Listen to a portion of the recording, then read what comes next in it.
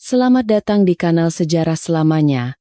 Kami mengundang Anda untuk menyaksikan video dengan cerita orisinal terbaru kami. Sinta merapikan selimut pada putrinya yang tertidur. Si kecil tidur dengan begitu pulas, begitu damai. Gadis kecil itu merasa terlindungi, karena ibunya ada di sampingnya. Bagi seorang anak yang baru saja genap berusia 1 tahun, tidak ada yang lebih membahagiakan dari ini. Sinta, sambil mengamati malaikat kecilnya, menyadari tanggung jawab besar yang diembannya. Untuk melindunginya, memberinya semua yang diperlukan untuk masa kecil yang bahagia. Ya, tanggung jawab ini tidak main-main. Padahal, saat pertama kali mengetahui kehamilannya, ia bahkan tidak pernah berpikir bahwa menjadi orang tua adalah tanggung jawab yang begitu besar. Mungkin karena saat itu ada Bima di sisinya, ayah dari anak mereka, dan ia menganggap sudah sewajarnya semua kekhawatiran dan kerepotan akan dibagi berdua. Berdua, semuanya tidak akan terasa begitu berat. Sinta yakin Bima akan menjadi ayah yang luar biasa. Bagaimanapun, Bima telah berjanji, Bimalah yang sangat menginginkan seorang anak, yang memintanya, yang ingin segera menjadi seorang ayah. Sinta sendiri sebenarnya ingin menunggu sedikit lebih lama, sampai mereka lebih mapan secara finansial, punya rumah sendiri. Tetapi suaminya meyakinkannya. Banyak kok yang tinggal di rumah kontrakan dan tetap menjadi orang tua. Semuanya akan datang seiring waktu, Bima meyakinkan. Sekarang adalah usia terbaik bagi kita untuk menjadi orang tua. Lagi pula, anak-anak adalah motivator yang kuat untuk mencapai sesuatu. Bima berbicara dengan penuh semangat dan begitu meyakinkan. Dan Sinta, tanpa sadar, mulai setuju dengan sudut pandang suaminya. Ia sangat mempercayainya saat itu dan menganggap semua yang dikatakan suaminya adalah kebenaran mutlak. Sinta memiliki masa lalu yang rumit. Sejak lahir, ia tumbuh tanpa seorang ibu. Ibunya meninggal pada hari yang sama saat Sinta lahir ke dunia karena komplikasi persalinan. Pengasuhan Sinta awalnya dipegang oleh ayahnya dan neneknya, ibu dari ayahnya. Kemudian, hanya ayahnya seorang, karena sang nenek meninggal dunia. Sinta hampir tidak mengingatnya, karena ia masih terlalu kecil. Tak lama setelah itu, Tantri muncul di rumah mereka. Ayahnya membawa pulang seorang istri baru. Pria itu lelah hidup sendiri, dan tentu saja, sulit baginya untuk menyeimbangkan pekerjaan dengan merawat anak kecil. Perasaan cinta mungkin juga memainkan peran. Sinta melihat ayahnya benar-benar jatuh cinta pada Tantri, dan ia bahkan sedikit cemburu. Ayahnya kini jarang memperhatikannya. Semua perhatiannya tercurah pada istri barunya, dan kemudian pada anak-anak baru mereka. Sinta seolah-olah terpinggirkan dengan sendirinya. Singkat cerita, Sinta kini memiliki seorang ibu tiri. Awalnya, hubungan mereka tampak baik dan hangat. Tantri senang mengajak putri tirinya jalan-jalan, mendandaninya seperti boneka. Ia menikmati peran barunya sebagai ibu dan istri. Tantri sudah lama ingin menikah, tetapi entah kenapa selalu gagal. Teman-teman Tantri sudah lama menimang anak, sementara ia belum juga, dan kini, ia memiliki keluarga. Suami yang tampan, tidak peminum, dan berpenghasilan baik menurut standar kota kecil mereka. Ditambah lagi, seorang putri cantik dan manis, boneka hidup yang diimpikan Tantri sejak kecil. Kemudian, Tantri melahirkan putrinya sendiri, Rizka. Sinta tulus berbahagia menyambut adiknya. Memiliki saudara kandung adalah kebahagiaan yang luar biasa.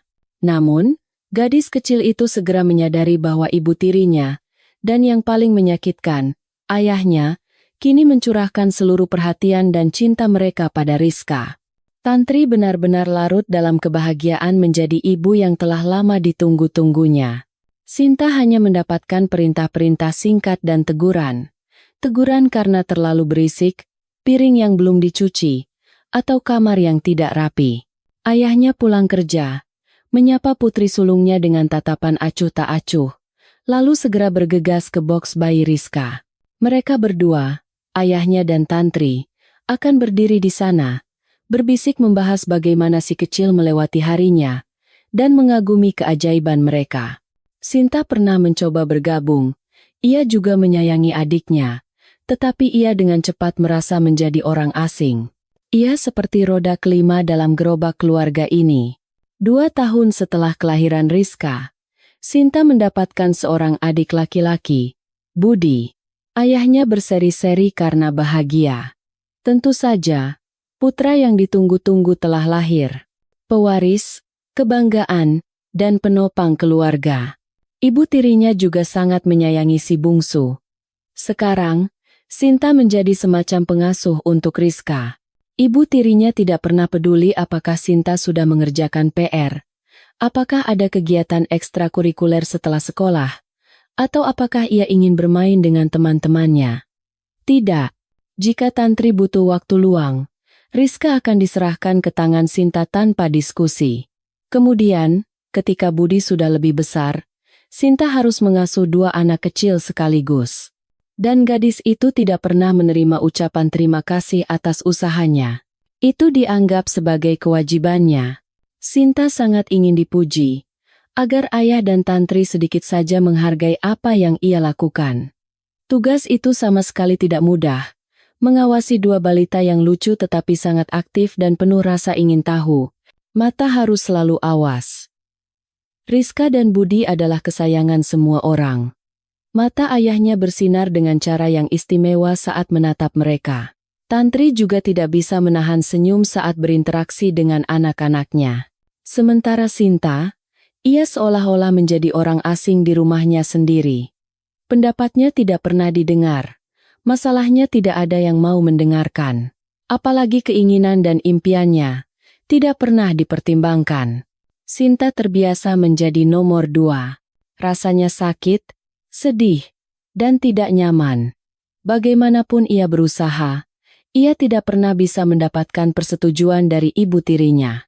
Sinta secara intuitif merasa bahwa suasana di rumah dibentuk oleh Tantri. Jika saja Tantri mau menyayanginya, ayahnya pasti akan memperlakukannya dengan lebih hangat. Tetapi hati Tantri tidak tersentuh, dan Sinta pun akhirnya menyerah. Saat itu Sinta sudah duduk di kelas 3 SMP. Ia memutuskan, apapun yang terjadi, ia harus melanjutkan kuliah setelah lulus SMA. Ia tidak bermimpi masuk universitas negeri ternama. Tahu bahwa orang tuanya tidak akan mau membiayainya selama itu. Ia hanya ingin cepat-cepat mendapatkan keahlian, mandiri, dan pergi dari keluarga di mana ia merasa asing. Bahkan Rizka dan Budi, ketika mereka beranjak remaja, mulai memperlakukan kakak perempuan mereka sama seperti orang tua mereka, sebagai manusia kelas 2 dan semacam pembantu gratis. Sinta mulai fokus belajar. Ini sulit. Beberapa tahun terakhir ia tidak sempat memikirkan pelajaran karena tumpukan pekerjaan rumah dan kekhawatiran tentang ibu tiri dan ayahnya.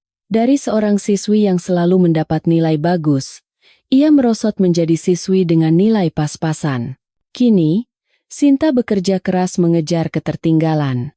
Ia sering berlama-lama di perpustakaan sekolah, melahap buku-buku pelajaran. Di sana tenang, sunyi, tidak ada yang bisa menyuruhnya membereskan kamar adik-adiknya atau mengajak mereka jalan-jalan. Singkatnya, Sinta berhasil melakukan apa yang ia anggap mustahil sebelumnya, memperbaiki nilainya dan lulus ujian dengan baik. Guru-gurunya memujinya, tetapi ayah dan ibu tirinya, seperti biasa, tidak memperhatikan keberhasilan putri sulungnya. Hari itu, Rizka pertama kali tampil di panggung dengan grup tarinya, dan Budi belajar naik sepeda roda 2. Mereka tidak punya waktu untuk Sinta. Tahun-tahun kuliah berlalu dengan cepat. Sinta kini sering pulang larut malam, lebih suka mengerjakan tugas dan belajar untuk ujian di rumah teman-teman barunya atau di perpustakaan. Dengan begitu, ada lebih banyak kesempatan baginya untuk menyelesaikan studinya. Sinta menyukai kuliahnya.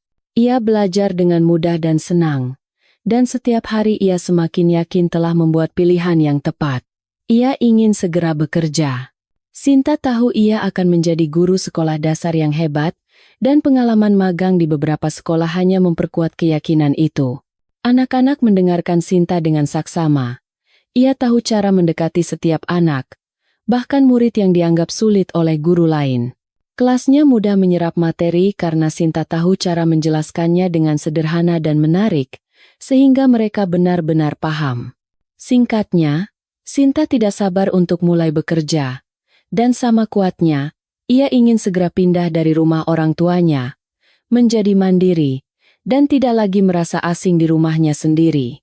Karena itu, setelah menerima ijazahnya, Sinta mengemasi barang-barangnya dan memulai hidup baru. Ibu tirinya mungkin bernapas lega. Akhirnya, tidak akan ada lagi penghuni tambahan di rumah. Akhirnya, mereka bisa hidup berempat sebagai keluarga yang solid dan harmonis. Ayahnya juga tampak senang. "Bagus, Nak. Sudah benar keputusanmu," pujinya. "Tidak baik terus-menerus bergantung pada kami. Sudah waktunya kamu berjuang sendiri dalam hidup. Tapi jangan terlalu berharap bantuan keuangan dari kami ya. Kamu sudah dewasa. Berjuanglah sendiri. Kami sedang mau merenovasi rumah, jadi kami tidak bisa membantumu." Sinta mengangguk. Saat itu, gadis itu sudah paham bahwa ia harus berjuang sendiri.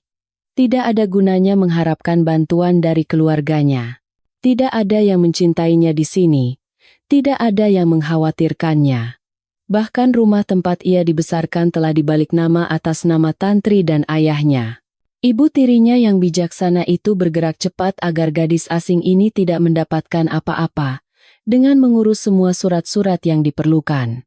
Sinta meninggalkan rumah masa kecilnya dengan sebuah ransel di punggungnya dan sejumlah kecil uang di sakunya untuk bertahan hidup sementara. Uang itu ia tabung dari beasiswa selama setahun. Seharusnya cukup untuk menyewa tempat tinggal paling sederhana di kota. Itu akan menjadi pengeluaran terbesarnya. Untuk makan, Sinta bisa hidup sangat hemat. Gadis itu berhasil menyewa sebuah kamar di rumah kos. Tetangga pertamanya adalah para perantau yang hampir tidak bisa berbahasa Indonesia dan sebuah keluarga pecandu alkohol dengan banyak anak. Dinding di bekas bangunan tua itu tipis, catnya mengelupas, dan lantainya berderit-derit. Yang paling tidak nyaman adalah dapur dan kamar mandi yang harus digunakan bersama untuk satu lantai. Kondisinya jauh dari kata layak, tetapi Sinta, anehnya, tetap merasa bahagia dan bebas. Ia tidak perlu lagi menahan sindiran Tantri atau sikap acuh tak acuh ayahnya. Ia tidak perlu lagi berusaha menyenangkan semua orang. Ia tidak merasa menjadi orang asing atau terus-menerus bersalah. Sinta berharap tidak akan lama tinggal di sini. Ia akan mencari pekerjaan, lalu bisa menyewa apartemen studio sendiri. Mungkin kecil, tetapi privat.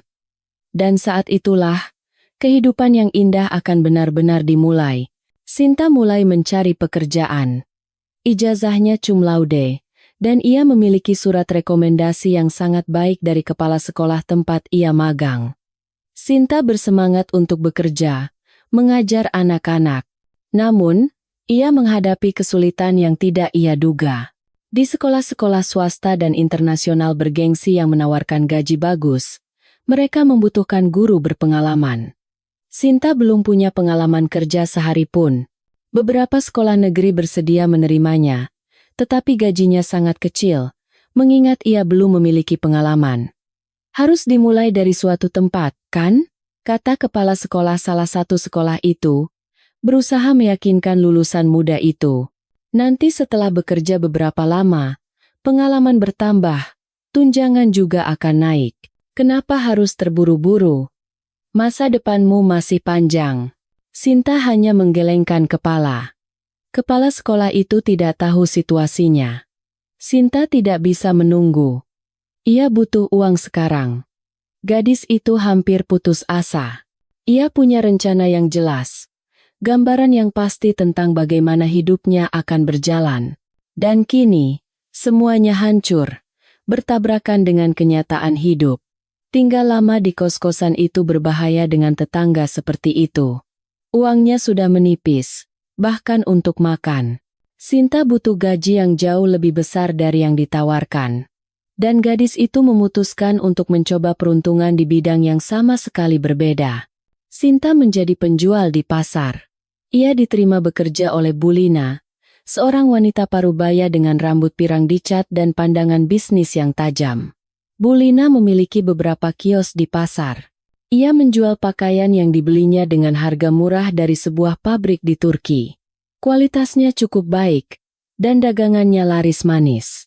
Bu Lina terus membuka kios baru, karena itulah ia membutuhkan penjual. Berdagang di pasar sama sekali bukan impian Sinta. Ia ingin mengajar anak-anak, melihat mata-mata kecil yang penuh rasa ingin tahu setiap hari, menjawab ratusan pertanyaan, merancang skenario acara untuk kelasnya. Gadis itu tidak menyerah pada mimpinya. Tidak. Ia menganggap pekerjaan di pasar ini hanyalah batu loncatan pertama. Sinta berencana menabung cukup uang untuk menyewa apartemen selama setahun, dan barulah ia akan melamar pekerjaan di sekolah. Biarlah gajinya kecil, yang penting menjadi guru. Nanti, semuanya akan menjadi lebih baik. Bu Lina membayar Sinta dengan cukup baik. Gadis itu juga mendapatkan komisi kecil dari penjualan. Begitulah cara pemilik memotivasi penjualnya agar bekerja lebih produktif. Pekerjaannya pada dasarnya tidak sulit. Satu-satunya yang membuatnya tegang adalah tanggung jawab atas barang dagangan. Dan juga, sangat berat di akhir hari kerja untuk menyeret karung-karung besar berisi barang yang tidak terjual ke gudang. Berkat karung-karung itulah Sinta bertemu Bima. Malam itu, gadis itu tidak mendapatkan troli yang biasa digunakan para pedagang untuk mengangkut barang berat. Ia terpaksa menyeret sendiri tas kain raksasa itu ke gudang. Tentu saja, mengangkatnya adalah hal yang mustahil. Apa boleh buat? Sinta mengenakan sarung tangan agar telapak tangannya tidak lecet oleh tali tas, dan mulai menyeret bebannya di tanah. Awalnya masih bisa ditahan, tetapi kemudian punggung dan kakinya mulai sakit. Pandangannya mulai kabur. Dan sialnya, tidak ada seorang pun di sekitarnya yang bisa membantunya. Sinta berhenti sejenak untuk beristirahat. Pasar sudah sepi dan lengang. Sulit dipercaya beberapa jam yang lalu tempat ini begitu ramai. Mbak, kenapa angkat yang berat-berat begini sendirian? Sinta menoleh. Seorang pria muda mendekatinya. Tinggi, tampan, dengan rambut koklat sedikit bergelombang dan mata hijau yang seolah tersenyum. Kaos putih ketat menonjolkan otot-ototnya, dipadukan dengan celana jeans biru. Semuanya terlihat sangat pas untuknya. Dari mana ia muncul? Belakangan Sinta tahu bahwa Bima sedang berjalan-jalan dengan teman-temannya tidak jauh dari pasar dan melihat Sinta dari balik jeruji pagar, yang seperti semut pekerja keras, menarik bebannya. Bima tidak suka melihat pemandangan itu. Seorang gadis cantik yang rapuh dan sebuah karung yang sangat berat. Ia pun memanjat pagar dan menawarkan bantuan. Sinta menerima dengan lega. Ia sadar tenaganya tidak akan cukup untuk membawa tas itu sampai ke gudang. Bima, sebaliknya, membawa beban berat itu seolah-olah itu hanya kantong belanjaan biasa dari supermarket. Otot-otot di lengannya menegang dan terlihat jelas. Pria muda itu tampaknya rutin berolahraga. Belakangan Sinta tahu Bima sering pergi ke gym. Terima kasih banyak, ya. Sinta tersenyum kepada penolongnya ketika tas itu sudah berada di gudang. Sama-sama. Senang bisa membantu seorang gadis. Apalagi secantik kamu, jawab Bima. Sinta merasa wajahnya memerah. Pujian dari orang asing yang menawan itu memberikan kesan yang kuat padanya. Entah kenapa, ia sangat berharap pria itu akan menanyakan namanya. Dan pemuda itu, seolah membaca pikirannya, mengajak berkenalan. Beberapa saat yang lalu, Sinta merasa lelah luar biasa. Seharian di bawah terik matahari di pasar, lalu karung berat itu. Tetapi ketika Bima mengajaknya jalan-jalan sebentar, gadis itu tiba-tiba merasakan gelombang energi baru. Seolah-olah sayap tumbuh di punggungnya. Mereka berjalan menyusuri jalanan kota, berbicara, tertawa, saling mengenal. Bima baru saja lulus kuliah dan sekarang bekerja sebagai staf ekonomi di sebuah perusahaan pemasok AC. Gajinya, menurut pengakuannya sendiri, tidak tinggi. Bukan gaji seperti itu yang Bima impikan. Tapi apa boleh buat?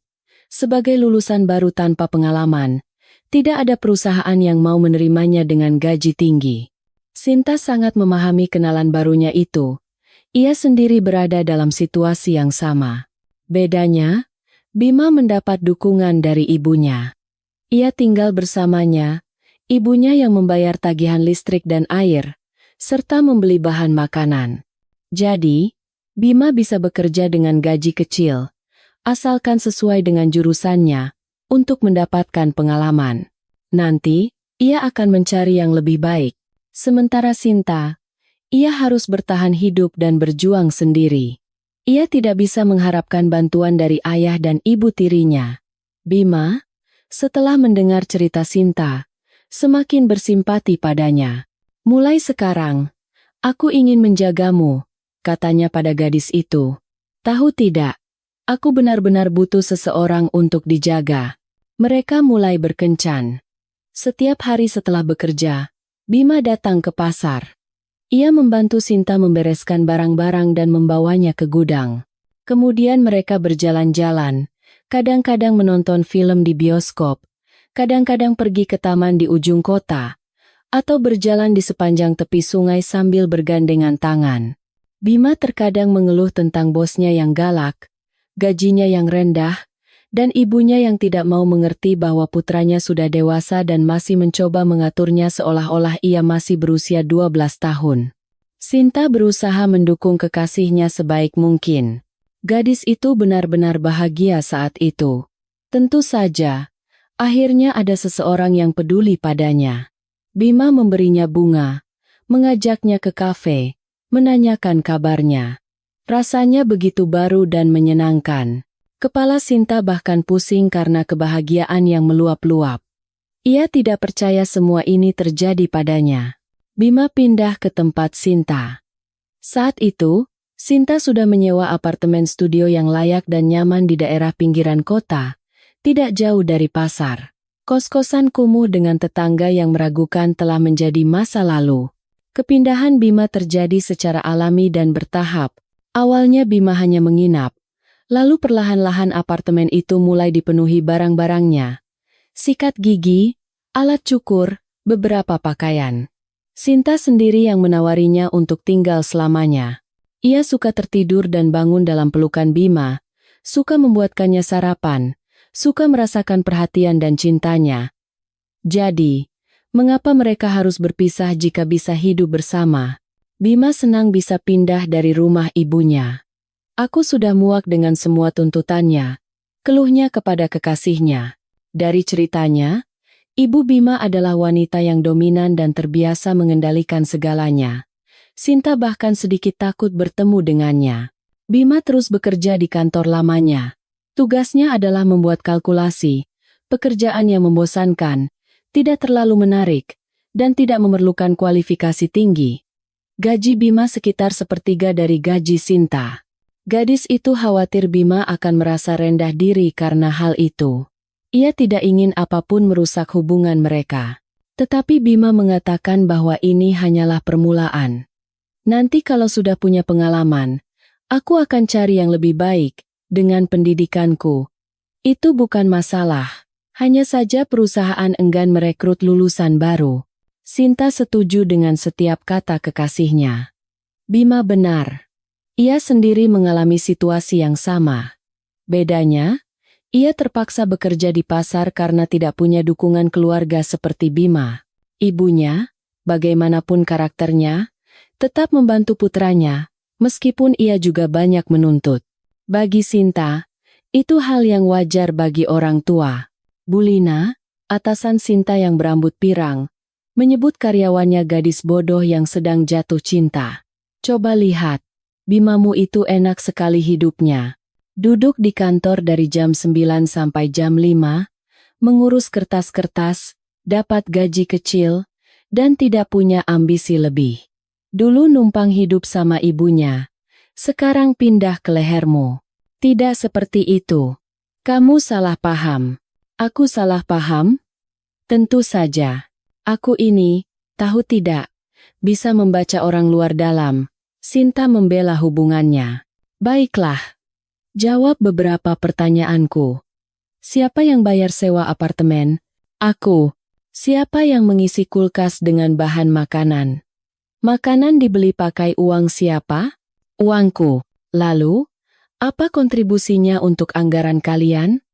Uang Bimamu itu dipakai untuk apa? Dia kemarin membelikanku bunga, sembur Sinta, dan memesan sushi untuk kita makan malam. Oh, dia juga bayar iuran gymnya sendiri.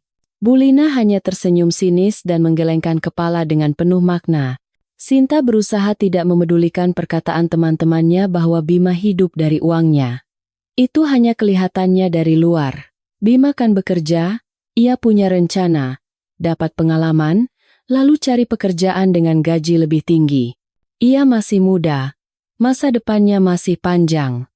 Yang terpenting, Bima mencintainya. Ia sering mengatakannya, mencintainya lebih dari siapapun. Sungguh menyenangkan merasa dibutuhkan oleh seseorang. Demi perasaan itu, Sinta rela menanggung kesulitan sementara apapun. Ia tidak ragu bahwa kesulitan itu memang bersifat sementara. Bulina dan yang lainnya tidak bisa menghargai pentingnya perasaan saling mencintai.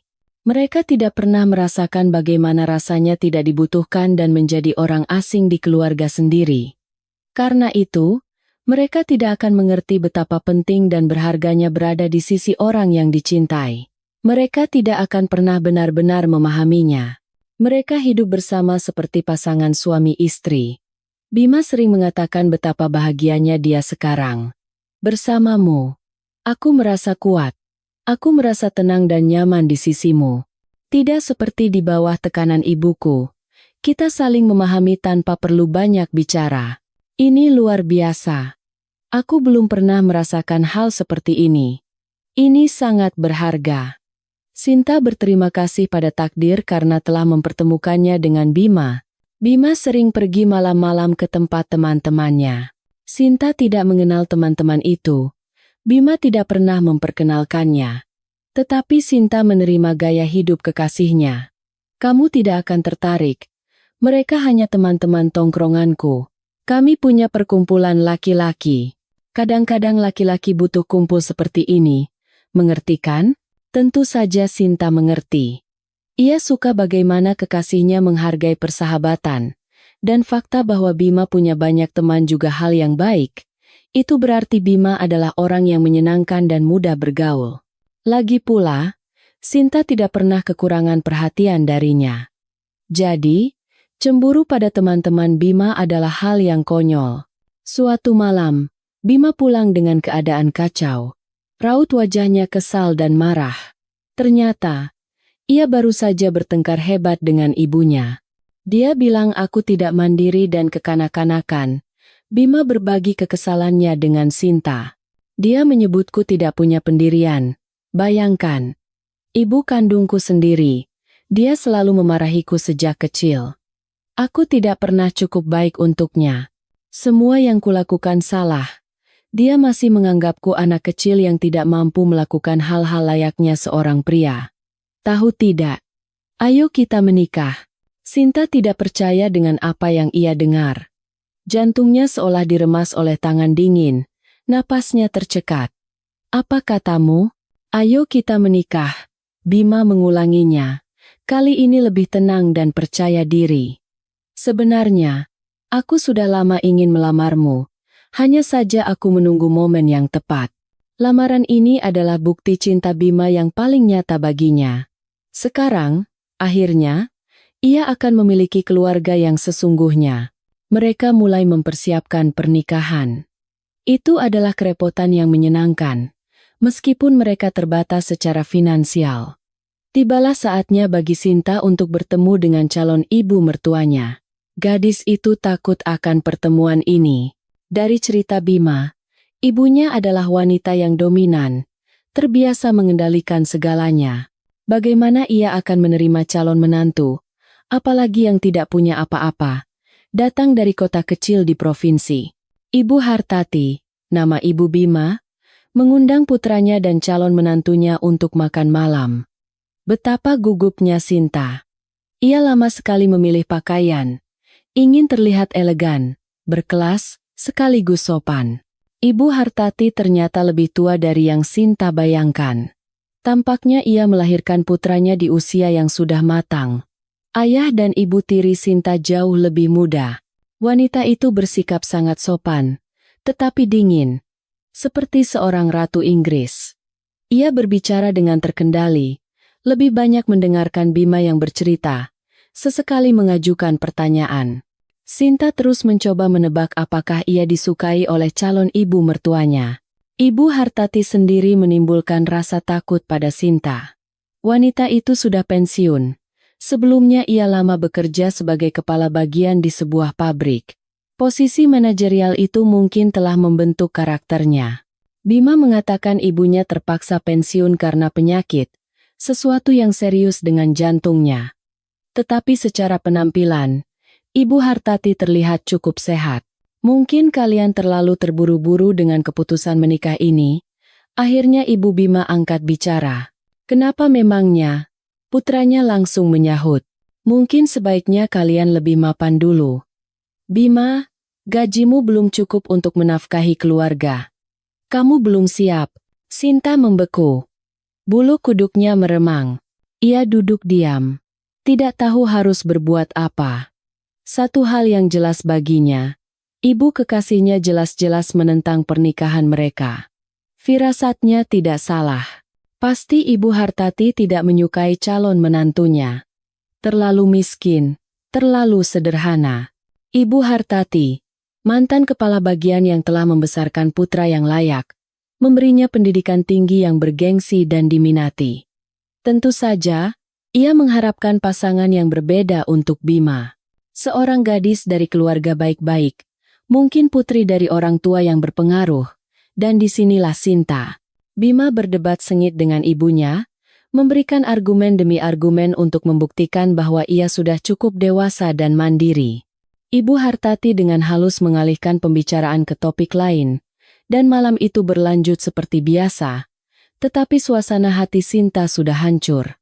Ibu mertuanya tidak menyetujuinya, dan ia baru saja menunjukkannya dengan jelas.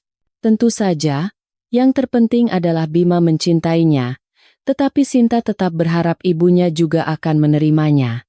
Malamnya, di rumah, Sinta dan Bima membahas pertemuan dengan Ibu Hartati. Jangan khawatirkan dia. Dia tidak bisa mengatur hidup kita, kata Bima dengan kesal. Pasangan muda itu memutuskan untuk tidak mengadakan pesta besar untuk pernikahan mereka. Mereka hanya mendaftarkan pernikahan di KUA, lalu makan malam berdua di restoran. Ternyata, uang mereka tidak cukup untuk sebuah perayaan. Gaji Bima sangat kecil, dan gaji Sinta habis untuk sewa apartemen dan kebutuhan sehari-hari. Ibu Hartati menolak membantu, mengatakan tabungannya habis untuk pengobatan. Ayah Sinta dan Tantri juga langsung menyatakan bahwa mereka tidak bisa membantu secara finansial. Kami baru saja selesai merenovasi rumah, kata mereka. Tapi tidak apa-apa. Bagi Sinta, semua itu tidak penting. Pesta, gaun putih, mobil hias. Yang terpenting adalah orang yang dicintainya ada di sisinya. Sinta dan Bima mulai hidup sebagai keluarga sejati. Dalam hal sehari-hari, tidak banyak yang berubah. Tetapi sekarang Sinta dengan bangga mengenakan cincin kawin di jari manisnya dan mulai terbiasa dengan nama keluarga barunya yang terasa asing. Mereka jarang bertemu dengan Ibu Hartati. Bima sesekali mampir ke rumah ibunya setelah bekerja untuk mengambil beberapa barang atau sekadar mengobrol. Kadang-kadang, wanita itu mengundang mereka untuk makan malam keluarga. Ibu Hartati tidak pernah lagi secara terbuka menunjukkan ketidakpuasannya terhadap pernikahan putranya. Tetapi bagi Sinta, pertemuan pertama itu sudah cukup. Di rumah ibu mertuanya, ia merasa tidak nyaman. Ibu Hartati tetap bersikap seperti biasanya. Dingin, terkendali, sangat sopan. Seperti seorang bangsawan janda yang kaku. Ia tidak ikut campur dalam urusan pasangan muda itu. Pembicaraannya selalu tentang topik-topik umum. Tetapi suasana di sana selalu terasa tegang. Sinta selalu berharap acara minum teh mereka cepat selesai agar bisa pulang. Beberapa waktu kemudian, Bima mulai berbicara tentang anak. Kita sudah menikah hampir setengah tahun, katanya suatu malam saat makan malam. Mungkin sudah waktunya kita memikirkan keturunan. Sepertinya sudah saatnya. Kamu mau punya anak? Tanya Sinta. Napasnya tercekat. Ia sendiri sudah lama memimpikan seorang bayi. Tetapi ada begitu banyak tapi. Kenapa tidak? Aku sudah lama ingin punya anak laki-laki. Kita bisa jalan-jalan, main bola bareng. Nanti aku akan ajak dia berkemas seperti pamanku mengajak sepupuku. Keren, kan? Tapi, untuk anak kan butuh banyak uang. Sementara kita, Sinta mengangkat tangan, tak berdaya. Ia bisa saja mengingatkan Bima tentang tunggakan tagihan, tentang bagaimana mereka harus berhemat sampai gajian, tentang apartemen mereka yang terlalu kecil dan butuh perbaikan, dan bahkan bukan milik mereka, melainkan sewaan, tentang harga sewa yang terus naik. Sinta bisa mengatakan banyak hal. Tapi untuk apa? Bima sendiri tahu situasinya. Iya, aku paham. Suaminya setuju. Memang kita sedang tidak dalam posisi terbaik. Tapi ini kan hanya sementara. Aku pasti bisa dapat pekerjaan yang lebih baik. Kemudian ia berbicara panjang lebar tentang bagaimana anak-anak adalah motivator yang kuat, bahwa demi seorang anak ia akan memindahkan gunung. Kedengarannya sangat meyakinkan. Terlebih lagi, Sinta sendiri sudah lama menginginkan seorang bayi. Banyak temannya yang sudah menimang putra dan putri. Mereka adalah bayi-bayi mungil yang menggemaskan. Apa bedanya jika mereka memiliki anak sekarang atau beberapa tahun lagi? Kesulitan finansial bisa diatasi. Di sampingnya ada Bima yang andal dan penuh kasih. Ia berjanji akan melakukan segalanya untuk keluarga mereka. Jadi, mengapa tidak? Singkat cerita, Sinta segera menyadari bahwa ia hamil. Ia terkejut dan sedikit takut.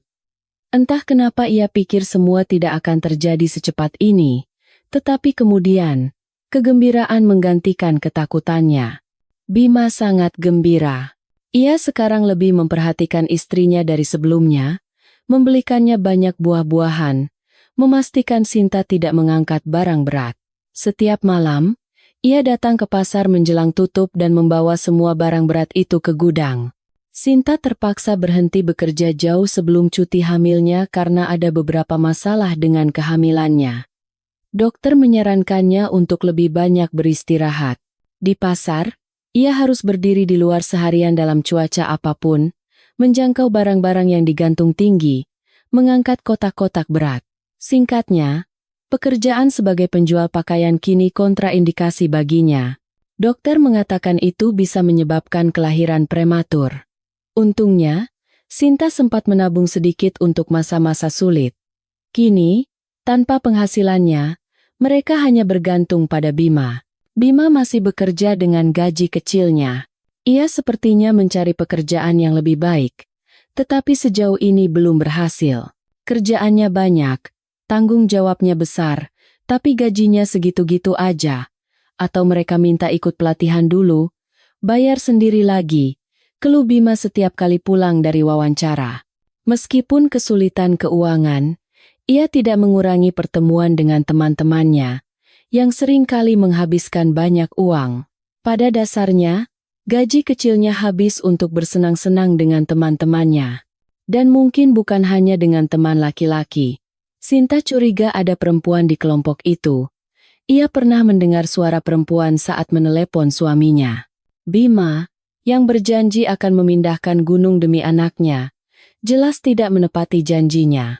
Dan penampilan Sinta membuatnya kecewa. Wajahnya berjerawat, tubuhnya bengkak, dan perutnya sangat besar. Sinta sendiri tidak tahan melihat dirinya di cermin, tetapi tetap saja menyakitkan mendengar lelucon Bima tentang penampilannya. Di masa sulit ini, Sinta mendambakan dukungan dan perhatian, tetapi ia merasa seolah-olah sendirian lagi. Ayah dan tantri, tentu saja, sama sekali tidak peduli. Dan Bima, perlahan-lahan, menjauh, menjadi hampir seperti orang asing. Ini sangat menakutkan. Ibu Hartati, nenek dari si bayi, sepenuhnya sibuk dengan kesehatannya. Ia sering dirawat di rumah sakit dan pergi ke sanatorium. Ia tidak punya waktu untuk cucu. Suatu kali, Bima dengan kesal mengatakan bahwa ibunya pernah berucap, "Aku tidak terkejut kalian berdua bodoh memutuskan punya anak. Kalian berdua saja belum jadi orang yang benar." Kata-kata menyakitkan itu menusuk hati Sinta. Ternyata, ibu Bima belum sepenuhnya menerima pernikahan putranya. Ini membuat Sinta merasa sakit dan sedih. Kemudian lahirlah Maya. Sedikit lebih awal dari perkiraan, tetapi tidak kritis, mungil, rapuh, dengan suara nyaring. Sinta, saat pertama kali menggendong putrinya, melupakan semua kecemasan dan kesedihannya. Ia belum pernah merasakan kegembiraan seperti ini. Maya. Sinta memutuskan untuk menamai putrinya seperti itu. Maya kecil menatap ibunya seolah-olah sedang mempelajari wajahnya, berkenalan dengan orang terdekatnya. Dan Sinta hampir tidak bisa bernapas karena cinta yang meluap-luap. Bima, tentu saja, memimpikan seorang putra, tetapi ia tampaknya juga senang dengan kehadiran putrinya. "Tenang saja, nanti aku akan tetap mengajarinya main bola," katanya pada Sinta, sambil menerima bungkusan kecil itu dari tangannya. Bima mengadakan acara penyambutan yang meriah dari rumah sakit. Balon, bunga, musik. Ibu Hartati juga datang, memberikan sebuah tas besar berisi hadiah untuk ibu muda itu. Di dalamnya, ternyata, tidak hanya ada hadiah untuk bayi baru lahir, tetapi juga untuk Sinta. Itu sangat menyenangkan dan mengharukan. Ibu Hartati tersenyum dengan tulus. Matanya berbinar bahagia menatap cucu kecilnya. Untuk pertama kalinya ia menunjukkan emosi yang begitu kuat. Sinta senang melihatnya. Bima dan ibunya berbagi kegembiraannya dan juga sangat mencintai Maya. Sementara ayah Sinta dan ibu tirinya tidak datang. Mereka sibuk dengan anak-anak dan pekerjaan. Sinta tidak terkejut, dan bahkan tidak merasa sedih.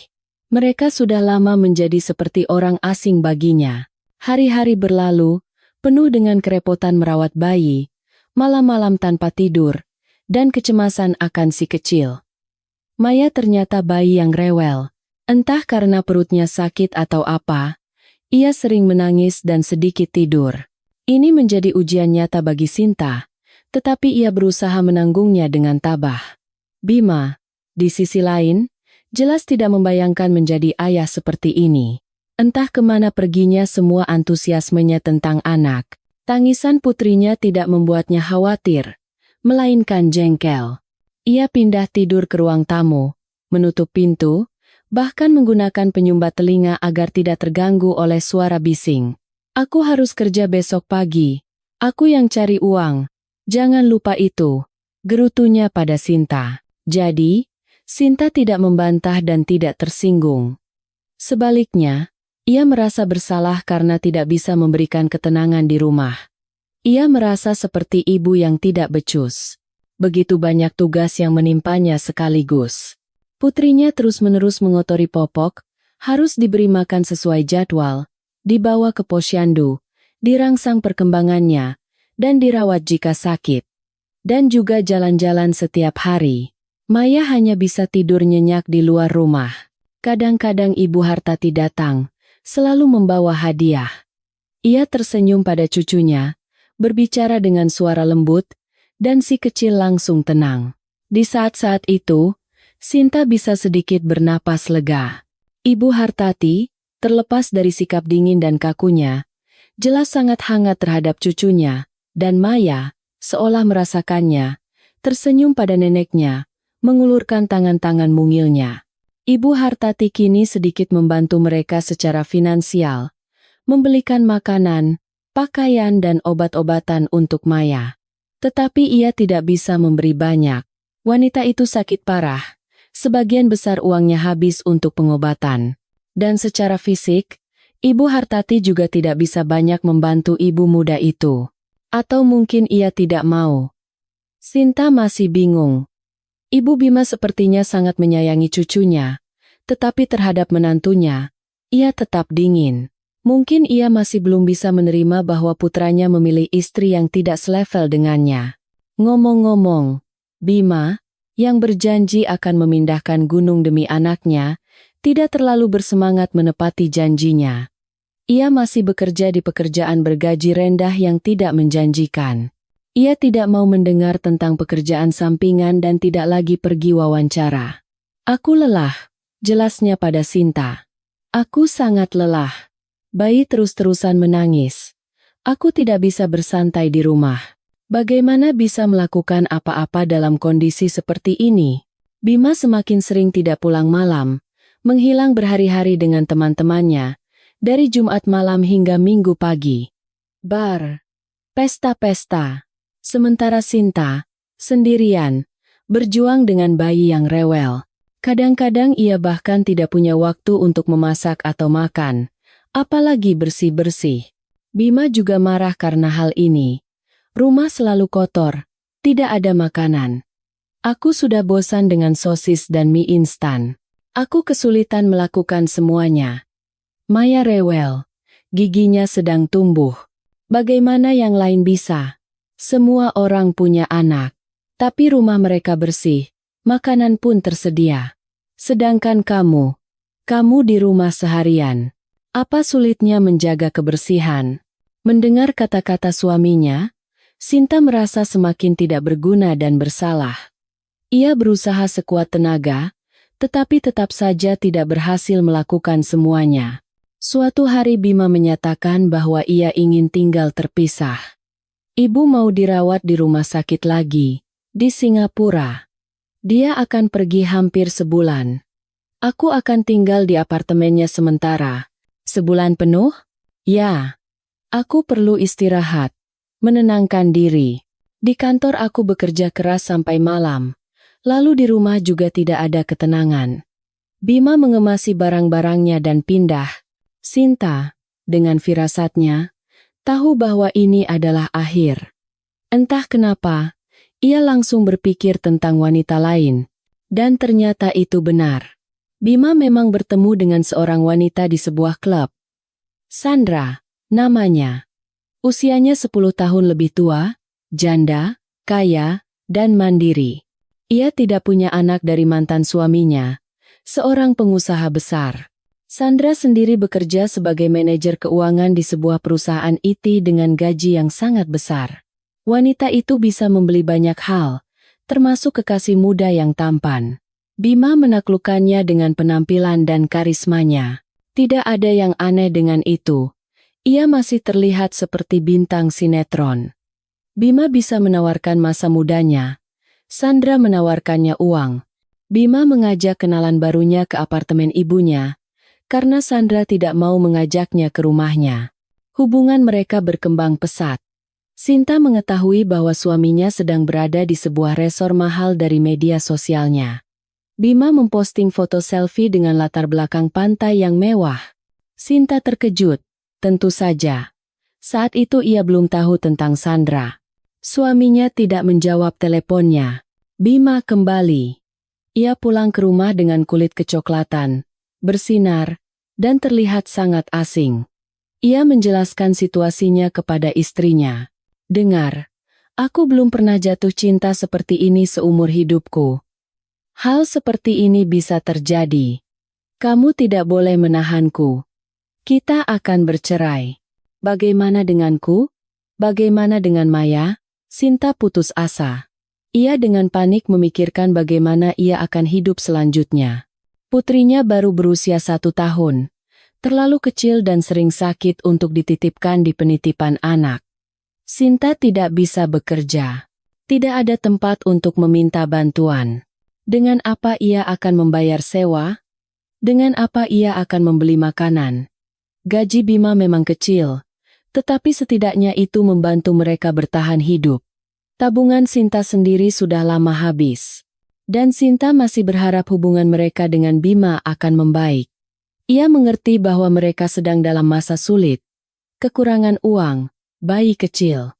Tapi ini kan kesulitan rumah tangga biasa. Ini akan berlalu. Semuanya akan baik-baik saja. Seharusnya begitu. Sinta bermimpi bahwa ketika Maya sedikit lebih besar, mereka bertiga, sebagai satu keluarga, akan berjalan-jalan di kota bersama, duduk di kafe, pergi ke taman hiburan. Dan sekarang, sendirian lagi, dan dengan seorang anak kecil di pelukannya. Aku mencintainya. Aku benar-benar tergila-gila padanya. Bima terus terang, seolah tidak mengerti betapa sakitnya kata-kata itu bagi istrinya. Lagi pula, suami istri bukanlah properti satu sama lain. Dan Maya, aku tidak akan berhenti menjadi ayahnya. Aku akan tetap membantunya. Sinta menggelengkan kepala. Ia sangat meragukan hal itu.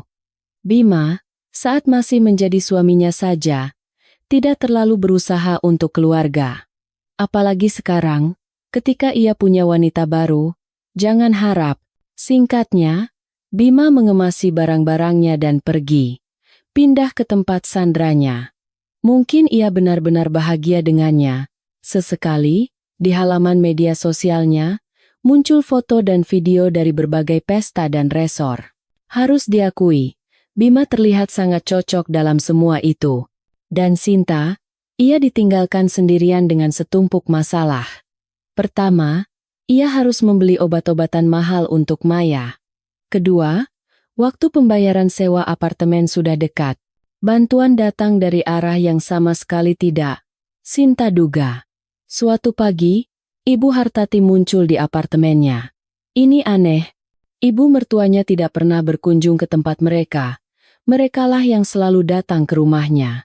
Ia terlihat pucat dan sedikit bingung. Sinta tahu dari Bima bahwa Ibu Hartati baru saja menjalani operasi jantung lagi. Mungkin ia belum sepenuhnya pulih. Seperti yang kuduga, akhirnya terjadi juga. Wanita tua itu menggelengkan kepala dengan sedih. Kamu pikir aku asal bicara waktu itu? Saat aku bilang Bima terlalu cepat untuk menikah, apalagi punya anak, aku tidak tahu apakah dia akan pernah dewasa dan bertanggung jawab. Aku sangat meragukannya. Sinta menunduk. Apakah ibu mertuanya datang untuk menyalahkannya? Bima itu orang yang kekanak-kanakan.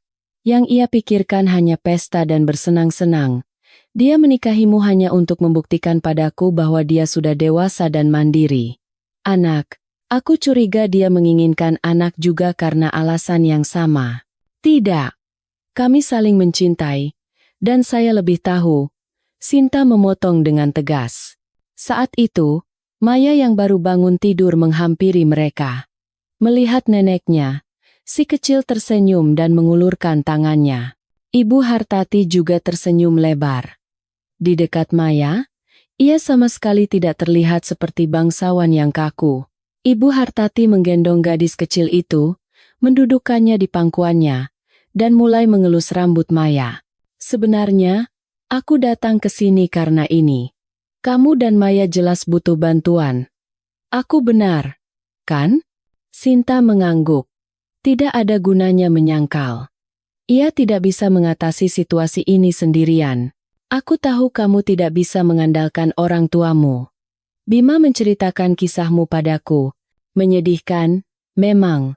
Tapi aku juga pernah menjadi orang asing di keluargaku sendiri. Jadi aku mengerti apa yang kamu rasakan. Benarkah? Sinta terkejut. Benar. Aku bahkan punya ibu tiri juga. Dan 2 saudara tiri perempuan, putri-putrinya, persis seperti di dongeng Cinderella. Dan lagi, aku sama sepertimu. Suatu hari ditinggalkan sendirian dengan seorang anak. Bedanya, saat itu aku sudah memegang posisi manajerial dan gajiku jauh lebih besar. Tapi tetap saja. Jadi, lihat kan, betapa banyak kesamaan di antara kita. Sinta menatap ibu mertuanya seolah-olah baru pertama kali melihatnya. Ternyata, ia sama sekali tidak mengenalnya. Singkatnya, Ibu Hartati menyimpulkan dengan tegas. Kamu dan Maya pindah ke rumahku. Untuk sementara, sampai kamu bisa mandiri. Sinta berdiri seperti disambar petir. Ibu mertuanya, ia selalu menjaga jarak. Mereka bahkan hampir tidak pernah berbicara selama ini. Dan tiba-tiba, tawaran seperti ini. Ibu Hartati menawarkan bantuan. Dan bukan bantuan biasa. Sinta sudah pusing memikirkan dari mana mendapatkan uang untuk memperpanjang sewa agar tidak berakhir di jalanan bersama anaknya. Ini benar-benar anugerah dari Tuhan. Dan dimulailah kehidupan yang sama sekali baru bagi Sinta. Di rumah Ibu Hartati, ia merasa nyaman dan tenang. Ibu mertua, tidak, mereka tidak menjadi dekat seperti sahabat, tetapi setidaknya menjadi teman serumah yang baik. Sinta dan Maya diberi kamar sendiri, yang paling besar dan terang. Ibu Hartati sering mengajak cucunya jalan-jalan, memberikan kesempatan pada menantunya untuk beristirahat dan mengurus urusannya sendiri. Namun, wanita tua itu sering harus dirawat di rumah sakit. Kesehatannya semakin memburuk. Sinta dan Maya sering menjenguknya. Bima salah. Ibunya memang bukan orang yang emosional, ramah, atau banyak bicara. Tetapi ia memiliki keandalan dan integritas. Dan itu jauh lebih penting. Satu-satunya masalah adalah uang yang sangat kurang. Sinta tidak bisa menemukan Bima. Foto-foto baru terus muncul di media sosialnya. Secara resmi, pria itu tidak memiliki pekerjaan. Ia sudah mengundurkan diri dari pekerjaan lamanya. Jadi, tunjangan anak yang diterima Sinta adalah jumlah tetap. Sangat kecil. Bahkan tidak cukup untuk membeli roti dan susu. Sementara itu, Bima mengendarai mobil mahal, mengenakan pakaian bermerek, dan mengunjungi resor-resor paling terkenal di dunia. Ibu Hartati malu dengan kelakuan putranya. Sinta bisa melihatnya. Mau bagaimana lagi? Gen, ibu mertuanya terkadang mengangkat tangan. Ayahnya juga seperti itu. Hidupnya seperti kupu-kupu, tidak mau tahu tanggung jawab. Dia tidak peduli dengan Bima, menghilang begitu tahu aku hamil. Dan entah berapa banyak Bima lain yang ia punya di seluruh negeri. Aku tidak pernah mengharapkannya. Aku langsung tahu orang macam apa dia. Uang bantuan sosial yang diterima Sinta untuk anaknya juga tidak cukup untuk bertahan hidup. Pensiun Ibu Hartati habis untuk pengobatannya. Singkatnya, Sinta mulai berpikir tentang pekerjaan sampingan. Tapi siapa yang mau mempekerjakannya dengan anak kecil? Maya bahkan belum bisa masuk penitipan anak. Solusi datang dari tetangga Ibu Hartati, yang tahu situasi keluarga mereka. Cucuku tahun ini masuk kelas 1 SD. Ceritanya saat Sinta sedang bermain dengan putrinya di halaman. Nah, muncullah masalah. Siapa yang akan menjemput dan mengantarnya? Anak dan menantuku bekerja. Kami orang tuanya tinggal jauh. Jadi mereka mulai mencari pengasuh. Mereka menemukan seorang wanita muda yang sedang cuti melahirkan. Dia sekarang menjaga Aliska kami, dengan bayaran yang cukup baik, dan anakku senang membayarnya. Wanita itu baik dan bisa dipercaya. Mencari pengasuh yang baik juga tidak mudah, loh. Mungkin kamu juga bisa seperti itu. Tentu saja bisa. Wajah Sinta berseri-seri. Bagaimana ia tidak terpikirkan hal ini sebelumnya? Dengar, nanti saat kamu pasang iklan, jangan lupa sebutkan bahwa kamu punya latar belakang pendidikan keguruan. Itu nilai tambah yang besar. Malam itu juga, Sinta memasang iklan di beberapa situs. Panggilan telepon langsung berdatangan. Sinta pikir ia akan segera mendapatkan pekerjaan begitu memulai. Tetapi kenyataannya lebih rumit. Kadang Sinta tidak cocok dengan kondisinya. Kadang majikan yang tidak suka dengan sesuatu. Misalnya, tidak semua orang mau mempekerjakan pengasuh yang membawa anaknya sendiri, dan Sinta tidak bisa tanpanya. Dan suatu hari, telepon berdering dari nomor yang tidak dikenal. Hampir tanpa harapan, Sinta mengangkatnya. Halo, terdengar suara seorang wanita. Saya menelepon karena iklan pengasuh anak. Percakapan itu panjang dan mendetail. Dibutuhkan pengasuh untuk seorang anak laki-laki bernama Rafa, usia 4 tahun, anak yang tidak biasa. Sebenarnya, si kecil tidak memiliki diagnosis medis, tetapi ia sangat tertutup. Ia menjadi seperti itu setelah ibunya meninggal. Saat itu usianya baru 1,5 tahun, tetapi ia tetap merasakan segalanya dan seolah-olah mengerti. Dari balita yang ceria dan terbuka, ia berubah menjadi manusia kecil yang acuh tak acuh dan tanpa emosi. Dokter-dokter terbaik telah mencoba menanganinya. Ayahnya punya uang untuk membayar ahli saraf ternama dan profesor berpengalaman. Tetapi apapun yang mereka lakukan, tidak ada yang berubah. Anak itu tidak mau berkomunikasi dengan siapapun kecuali lingkaran terbatas. Ayahnya dan asisten rumah tangga, Bi Ijah, yang sudah seperti neneknya sendiri. Bi Ijah inilah yang menelepon, mencari pengasuh. Semua orang lain, si kecil seolah-olah tidak melihatnya. Begini, kami mencari seseorang yang bisa menemukan pendekatan yang tepat untuk anak itu. Jelas Bi Ijah. Kami sudah mencoba banyak pengasuh, tapi Rafa menolak mereka semua, tidak mau berkomunikasi. Padahal anak itu perlu bermain di luar, bersosialisasi, sekolah sebentar lagi. Kami benar-benar putus asa.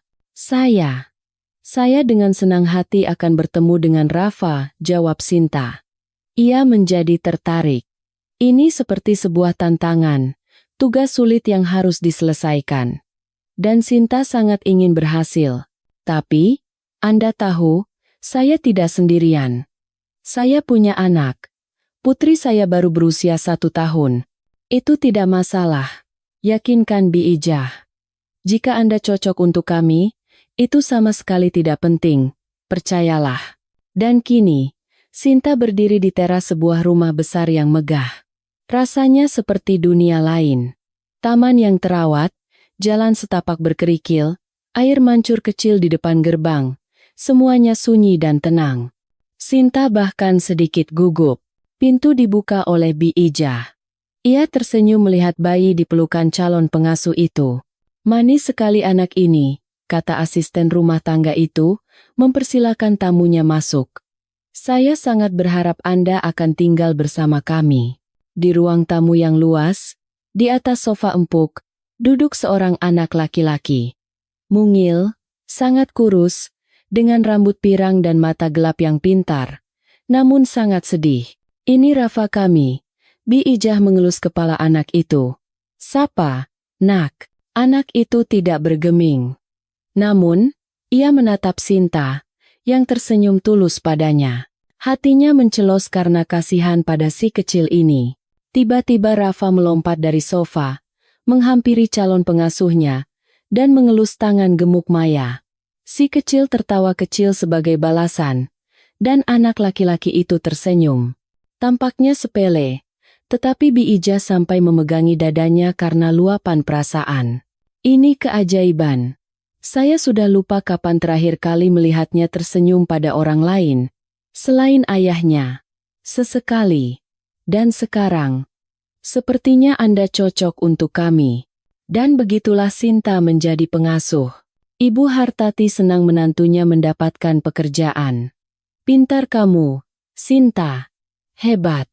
Sekarang kamu tidak akan kesulitan, bahkan jika terjadi sesuatu padaku. Jangan bicara yang buruk-buruk, pinta Sinta. Ia bahkan tidak mau membayangkan sesuatu terjadi pada Ibu Bima. Takut jika pengobatannya tidak berhasil.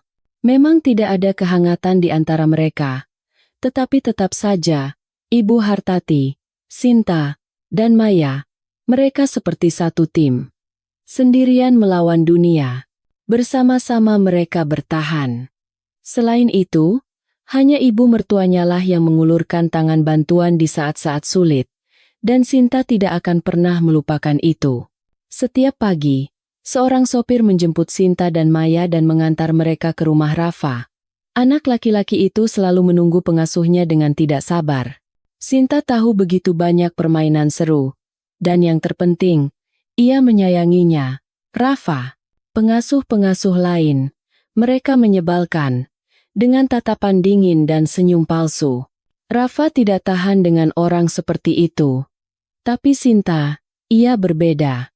Rafa dengan penuh kasih sayang merawat si kecil Maya. Ia sering meminta Sinta untuk bermain bola dengannya. Gadis kecil itu tertawa terbahak-bahak. Sinta dan Rafa saling bertatapan sambil tersenyum.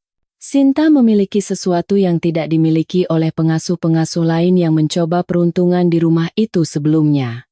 Beberapa dari mereka bahkan memiliki latar belakang pendidikan psikologi. Tetapi Rafa mengabaikan wanita-wanita itu, Tidak mau ditinggal berdua saja dengan mereka. Tetapi dengan Sinta, ia mau berjalan-jalan seharian di taman, bermain, dan belajar membaca serta menulis. Dan Sinta tidak perlu berusaha keras. Mungkin juga karena kehadiran Maya, Rafa bersikap padanya seperti seorang kakak laki-laki yang penyayang dan peduli. Itu sangat manis dan lucu. Bi Ija tidak bisa berhenti bersyukur melihat anak kesayangannya. Ia juga sangat menyayangi Maya, memberinya hadiah-hadiah lucu dan memanggilnya gadis kesayanganku. Tak lama, mereka berempat menjadi seperti satu keluarga. Hubungan yang hangat dan baik terjalin di antara mereka. Untuk waktu yang lama, Sinta tidak pernah melihat pemilik rumah, ayah dari anak itu. Ia memiliki jaringan dealer mobil dan hampir seluruh waktunya dihabiskan di kantor pusat. Pekerjaan yang menuntut. Ia pulang larut malam, saat Sinta dan Maya sudah pulang. Suatu pagi, saat datang seperti biasa ke tempat Rafa, Sinta bertemu dengan Pak Adrian. Entah kenapa, Sinta membayangkannya sangat berbeda. Tegap, tinggi, serius, dengan tatapan tajam dan kerutan di antara alisnya. Tetapi di hadapannya berdiri seorang pria muda, ramping, bermata biru, dan murah senyum. Majikannya itu tidak menimbulkan rasa takut atau gugup. "Selamat pagi," sapanya. "Saya Adrian, ayah Rafa. Saya ingin berterima kasih atas apa yang telah Anda lakukan untuk putra saya. Ini adalah sebuah keajaiban." Rafa sekarang mau berkomunikasi dengan orang lain, tersenyum, banyak bicara, dan sudah belajar banyak hal. "Saya sudah lama ingin mengucapkan terima kasih." Sinta tersenyum sebagai balasan. Ia senang mendengar kata-kata pria itu. Dan tentu saja, ia sangat bahagia untuk Rafa. Sinta perlahan keluar dari kamar tidur putri bungsunya, Mariana, putri mereka bersama Adrian. Maya dan Rafa yang sudah lebih besar masih terjaga, sedang asyik bermain game konsol di ruang keluarga. Adrian tidak pernah membedakan antara anak-anaknya dan Maya. Ia mencintai mereka semua secara setara, berusaha memberikan perhatian kepada semuanya, meskipun jadwal kerjanya padat. Semuanya terjadi begitu cepat saat itu. Sinta dan Adrian bertemu, mengobrol, dan langsung merasa seolah-olah mereka diciptakan untuk satu sama lain, seperti dalam dongeng. Tampaknya, perbedaan usia, status keuangan, nasib yang sama sekali berbeda. Namun, keduanya, sejak pandangan pertama, merasakan ikatan jiwa. Itu tak terlukiskan. Awalnya Sinta mencoba menjaga jarak. Ia mengerti bagaimana kelihatannya. Seorang wanita miskin dengan seorang anak menjerat seorang pria kaya. Ia tidak ingin orang berpikir seperti itu tentang mereka. Tidak ingin Adrian sekalipun berpikir seperti itu tentangnya. Tetapi pria itu berhasil membuat Sinta mengatasi penghalang dan stereotip itu. Tiba-tiba, itu menjadi tidak penting baginya. Yang penting adalah Adrian, dan juga Rafa, Maya, dan perasaan mereka. Ibu mertuanya tulus berbahagia untuk menantunya. Kondisi Ibu Hartati semakin memburuk, dan ia takut Sinta dan Maya akan segera ditinggalkan sendirian. Kini, di samping menantu dan cucunya, ada orang yang bisa diandalkan. Hati wanita tua itu menjadi tenang. Adrian juga membantu Ibu Hartati, mengirimnya untuk berobat di sebuah klinik mahal. Para dokter menemukan terapi yang cocok untuknya dan meyakinkan bahwa ia akan hidup bertahun-tahun lagi.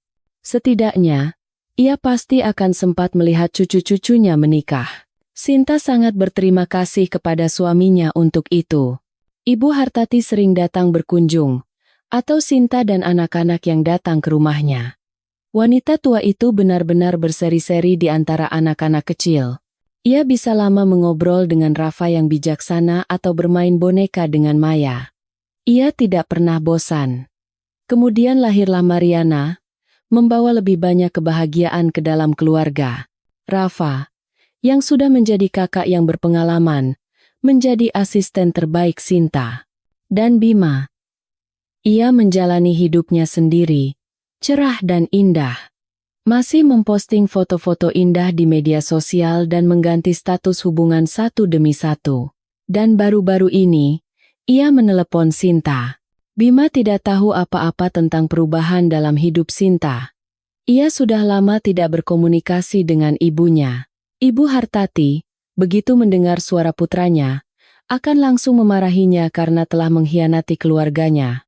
Akhirnya, Bima berhenti meneleponnya sama sekali. Apa gunanya mendengarkan hal-hal seperti itu? Dan sekarang ia muncul tiba-tiba. Mengatakan ingin bertemu, mengobrol, menanyakan kabar putrinya, yang selama ini, omong-omong, ia tetap kirimi tunjangan anak, meskipun kecil.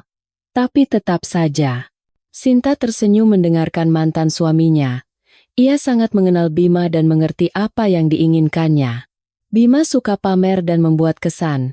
Ia pasti berharap mantan istrinya hidup dalam kemiskinan dengan seorang anak, dan disinilah dia, tampan dan sukses. Rupanya, sensasi baru telah menariknya, datang untuk mendapatkan porsi kekaguman dan keterkejutan yang baru. Baiklah, pertemuan itu dijadwalkan besok pagi. Bima dan Sinta sepakat untuk bertemu di sebuah kafe, tempat yang dulu mereka suka untuk sarapan, di masa ketika mereka berdua berpikir bahwa mereka diciptakan untuk satu sama lain. Sinta sengaja sedikit terlambat. Saat memarkir mobil di tempat parkir, ia melihat Bima melalui dinding kaca kafe. Ia duduk di dekat jendela, terlihat sangat necis. Ya, mantan suaminya tidak kehilangan gairahnya untuk pamer. Bima melirik mobil Sinta. Ia tidak bisa melihat pengemudinya. Ia hanya suka melihat mobil-mobil bagus. Dan saat itu, Sinta membuka pintu, keluar dengan anggun ke trotoar. Wajah Bima yang melongo karena terkejut memberinya kepuasan yang luar biasa. Mereka tidak banyak bicara. Tidak ada yang perlu dibicarakan. Maya tidak menarik bagi Bima.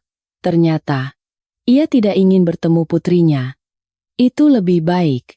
Terlebih lagi, gadis kecil itu sudah memiliki seorang ayah, orang tua sejati, yang telah membesarkannya. Tentu saja, Bima menjadi lesu setelah mengetahui kisah Sinta. Ia jelas membayangkan pertemuan mereka sangat berbeda. Dan di sini, tiba-tiba, kekecewaan seperti itu. Ia gagal membuat kesan yang diinginkan pada mantan istrinya. Bima sendiri, dalam cerita ini, terlihat tidak terlalu mengesankan. Dari kafe itu, Sinta keluar dengan hati yang ringan dan senyum di bibirnya. Di rumah, anak-anak dan suami tercintanya menunggunya, yang hari ini sengaja melewatkan pekerjaan untuk menghabiskan sepanjang hari bersama keluarga. Rencana mereka adalah mengunjungi taman air, dan setelah itu, mereka harus mengunjungi Ibu Hartati. Ia sudah lama berjanji akan membuatkan pisang goreng. Rafa dan Maya sangat menyukainya.